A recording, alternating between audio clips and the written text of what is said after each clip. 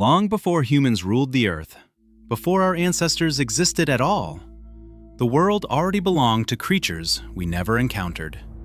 This time, we're going back far enough to meet them. Welcome to the monsters we never met. These episodes are different. We push further back in time. So I send the drone. Low noise, thermal, night vision, and a few hidden tricks. Last episode, we dipped our toe into the shallows of the Eocene, but today we go headfirst into the Miocene oceans. And why the Miocene? There's a certain celebrity fish I'm really hoping we bump into. That was quick. Signal locked almost instantly this time. No fight from the timeline at all. This is the Miocene, stretching from around 23 million to 5 million years ago. A long, steady chapter in Earth's history. It's warmer here, oceans are higher, coastlines push inland, and the marine life has exploded in size and variety. And it wasn't long until we bumped into this guy. This is Alodesmus, an early ancestor of the seal. Now with these guys, the boys were much bigger than the girls. And this looks like a young bull. He will have a group of girls around here somewhere, catching fish, bathing, some life they have. Looks like he's had enough of the drone. But these guys would have to have been careful, as shall we, because there are sharks in these waters. Some big sharks. Right then, here we go. Let's get wet. We'll stay shallow for a bit, follow the coastline, and see what turns up before we head out deeper. And there they are. These guys with the spiral shells are ammonites.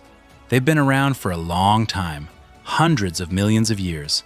By this point, there were thousands of different kinds spread right across the oceans. Slow, easy to catch, which meant pretty much everything ate them.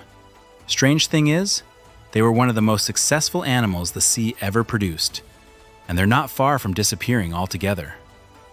This one doesn't seem too bothered by us. Neither does she. All right, you've had a look. Off you go.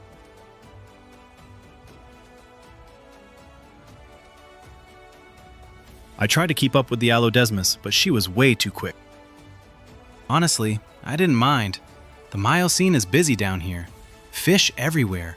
Rays gliding past like they own the place. And then there's this little guy, a Portunus crab, built to walk but surprisingly good at swimming too. He might be about to push his luck though. Oh, hello, an angel shark.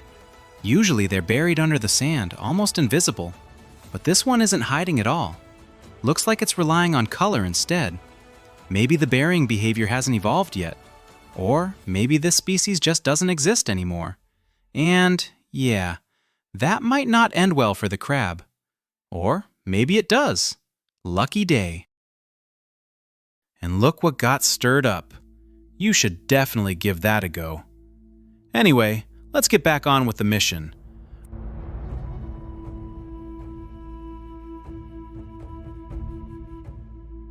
It wasn't long before we ran into these two. Urinodelphis. Fast, sleek, built for open water. They weren't huge, a few meters long at most, but they didn't need to be. Fish was the menu. Small schooling fish, squid, anything they could outswim and outturn. We found their fossils in a lot of places, Europe, North America, even South America, which tells us something straight away. These guys got around. And watching them move, you can see why. They're acrobatic, energetic, almost playful. All right, let's follow them. Down we go.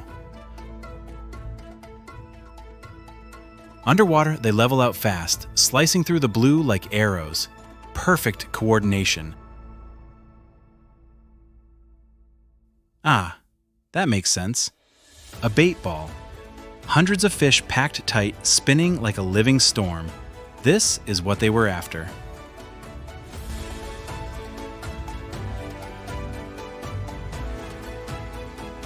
Honestly, it looks fun. Let's see if we can catch one. could watch this all day.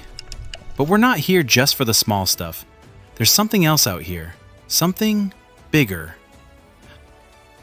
I'll be honest, I was starting to get a bit worried. A couple of hours down the coastline, nothing much happening, and the battery wasn't exactly getting any healthier. Then, this turns up. A large baleen whale drifting at the surface. Genus Megabolina, broadly similar to modern right whales and other large baleen whales we still have today. And somehow, we keep running into these. They're becoming a trend. Not complaining though, they do tend to attract attention. 2 great white sharks are already here. No mystery with these, very much the same species we know today. By modern standards, they can reach around 20 feet. Out here, that makes them relatively small. But it turns out that size works in their favor. They survive this era. In millions of years from now, they'll end up as the largest predatory shark left in the oceans. Right, that settles it. Battery's not where I'd like it to be, and if anything out here is going to draw attention, it's this whale. So we land. And wait. If we're going to get lucky today, this is probably the best place to do it. As the sun drops, we get company. Cool, a Pelagornis, one of the largest flying seabirds to have ever lived. Fully grown, these things could stretch 23 feet across, bigger than anything flying today. Up close, you can see the reason for the nickname it has, bony-toothed birds. Those little bumps along the beak aren't teeth exactly, but they work well enough, perfect for grabbing slippery prey. He doesn't seem too bothered by us, curious if anything. Then he settles in and decides the whale makes a perfectly good place to sleep. The night stays quiet. Too quiet, maybe. Something does spook him eventually, enough to send him off in a hurry, but whatever caused it doesn't stick around. By morning, I'm starting to have doubts. I haven't seen the great whites for a while. I wonder why. Yes! No mistaking this one. This is exactly who we came to see.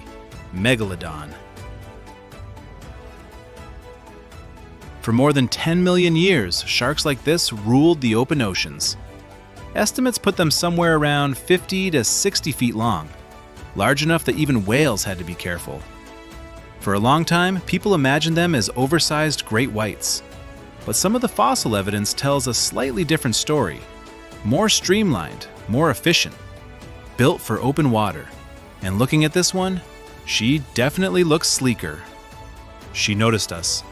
And that's probably our cue to leave. On second thought, oh no. Well, it was bound to happen sooner or later. I was just hoping it wouldn't be on the second mission. Still, we got the footage back before the signal dropped. I hope you enjoyed the trip back into the Miocene. We've also been leaving trail cameras behind on some of our other trips. If you'd like to help us go through that footage, spotting animals, identifying movement, let us know in the comments. Something you can chill out to or even pass out to if nothing's happening. As always, thanks for watching. If you want to see what prehistoric stuff we're looking at next, make sure you're subscribed and give the video a like if you enjoyed the ride.